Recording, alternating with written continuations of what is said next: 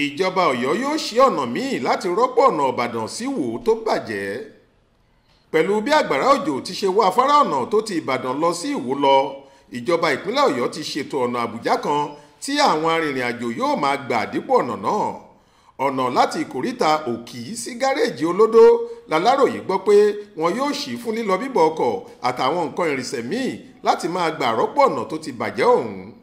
Ṣùgbọ́n ó di ọjọ́rú ọ̀sẹ̀ yìí tí í ṣe wẹ́sídẹ̀ẹ́ ọjọ́ kejì oṣù keje ọdún 2023 yìí kí wọ́n tó ṣí.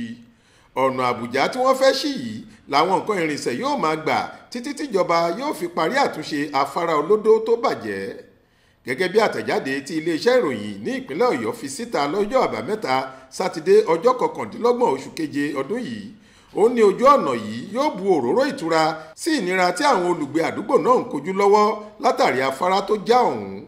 Nínú ọ̀rọ̀ tiẹ̀, kọmíṣánná fọ́rọ̀ iṣẹ́ àti ìgbòkègbodò ọkọ̀ ọ̀jọ̀gbọ́n Dawood Kẹ́hìndé Ṣọ̀gódóyin sọ pé ìjọba yóò rí dájú pé kò sí ìdíwọ́ fún lílọ bíbọ̀ ọkọ̀ lásìkò náà.